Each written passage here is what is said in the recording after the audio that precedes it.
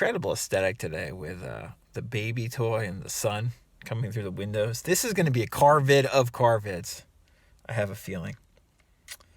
What I want to talk about today, and I think we're going to spend a couple of videos on it, is there's this guy, this manifesting guy. His name is Neville Goddard. Have you ever heard of him, Neville? Huh. The law of assumption?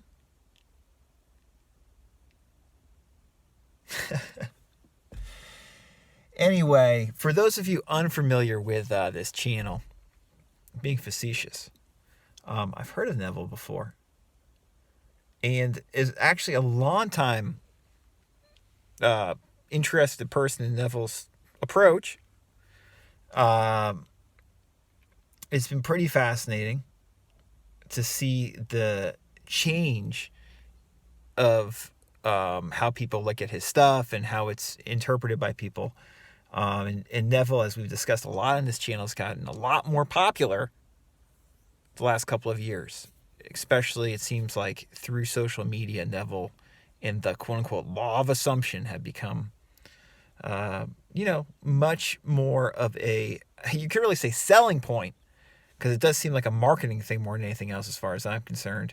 But Neville's ideas have become much more popularized than they were like 20 years ago. Like when The Secret came out, Neville was not, he was not directly mentioned in The Secret. I don't believe so, at least. And, folks like Abraham Hicks, or entities like Abraham Hicks, were kind of, it seems like, a bigger commercial driving force for law of assumption, law of attraction, manifesting ideas. But the last, couple of years, Neville's really caught up in many ways and is super popular now. Everybody's talking about him. I'm not going to blabber on too long about this because I've made about 1 million videos about it. But what I'm getting at, why this is going to be a car vid of car videos, is we've reached a point where there's so much horse shit about Neville's advice.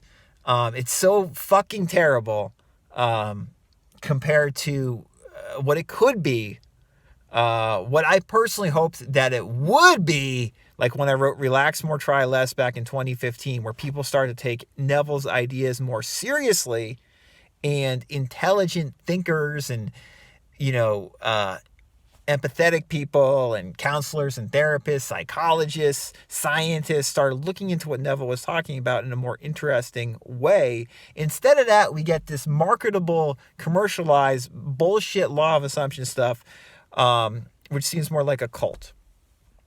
And we've reached a point where the only reason that someone like myself, a long time, I don't want to say follower, but a person who's been interested in Neville's approach for a long time, the only reason someone like me is still making videos about him is to just counteract all the horse shit that's on YouTube about Neville. I've said it several times. You're far better off staying basically completely off of YouTube if you want to find out about Neville, or only going to very few sources. One of the sources, which might be this channel, just because we talk about his stuff somewhat soberly, as does Maggie, aka the Neville Goddess, and someone like Joseph Rodriguez has a bunch of stuff he's said on Neville that's unique over the years. People like that give their own interesting, subjective opinions on his material, but most people, it's just like a slop fest, and everybody's just regurgitating the same old crap over and over again, and it loses its vitality, it loses its juice. And Neville, as fascinating as he is, was not as unique a teacher as many people think these days. He's a manifesting teacher, is what it comes down to. I think a lot of people would actually say, if they look at it soberly. Certainly if the people that I am hoping get more into his stuff, psychologists, scientists, empathetic people, they're going to look at his stuff more as like, this is very interesting psychological wisdom he's talking about, in my opinion. So today I thought, and this video is already going too long, I'm really rambling. I thought we could start looking at Neville's probably his most practical work, maybe definitely his most practical work, which is just 5 lessons from 1948. Spoken about this again many times before. I want to read to you the instructions that Neville gives in 5 lessons in regards to manifesting your desires. Because what's so good about 5 lessons is that it's incredibly straightforward. And what's almost surprising is how straightforward Neville is in the instructions he gives in regards to how to manifest something the Neville Goddard way in 5 lessons. It's not complicated, the instructions he gives. And I'd like to emphasize, as I often do, especially on my podcast, that it's just one approach, okay? Neville's approach is just one approach. But like, if you want to know what Neville's general approach is for practically manifesting stuff, he gives most of that approach just in 5 lessons. You can just read that book. You're welcome to read other books, but chances are if you read too much Neville stuff or start reading the post-promise Neville stuff or listening to those lectures on YouTube, you're going to get confused. If you don't want to get confused, simply read 5 lessons and then go from there. I'll put in the description link this Reddit post I did about this. How the 80-20 approach to Neville stuff is just to basically read 5 lessons. So this is going to take a couple videos, I think, to read these instructions. But he basically repeats the same manifesting instructions over and over again in 5 lessons. 5 lessons is made up of 5 lectures. And basically at the end of each lecture, so 5 times, he gives his specific instructions about how to manifest something, okay? You guys have all heard this before, but at the same time, as I was talking about in some videos last week, it's important to focus on like the one thing, or really like the most important things about an approach, whether it's manifesting, self-improvement, psychology, whatever the heck. When you're trying to feel better and make your life better, you usually really want to hone in on the most important things. And that's what these instructions in 5 lessons are doing, in my opinion. So this is from the first lesson in 5 lessons. Neville says, people have a habit of slighting the importance of simple things, and the suggestion to create a state akin to sleep in order to aid you in assuming that which reason and your senses deny is one of the simple things you might slight. That's a very interesting, important paragraph. He goes on to say, however, this simple formula for changing the future, which was discovered by the ancient teachers and given to us in the Bible, can be proved by all. So at least back in the 40s, this was Neville's straightforward approach, was that, this is what they were talking about in the Bible, and it has a lot to do with inducing that kind of hypnotic, sleep-like state. Okay. Later on, you could argue with the promise and stuff. He changed some of this stuff, but practically speaking, again, this is what Neville's talking about. Neville says the first step in changing the future is desire. That is, define your objective. Know definitely what you want. Second, construct an event which you believe you would encounter following the fulfillment of your desire. An event which implies fulfillment of your desire, something which will have the action of self-predominant.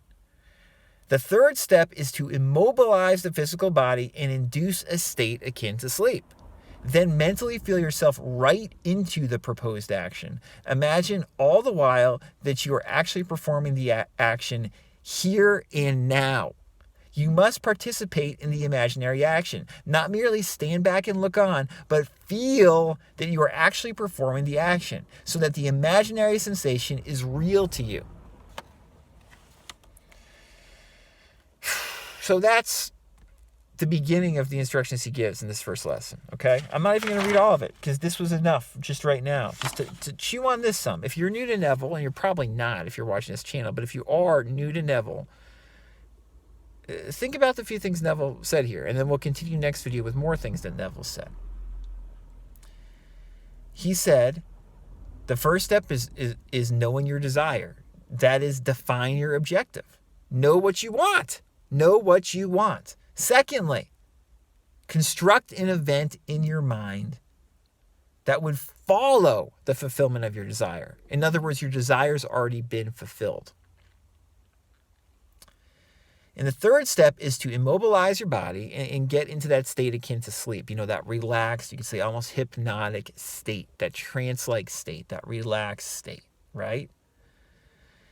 Then mentally feel yourself right into the proposed action of the encounter that follows the fulfillment of your desire having happened. And imagine you're performing that action that happened after your fulfilled desire happening. Imagine that you're performing it in your mind, here and now, in a state akin to sleep.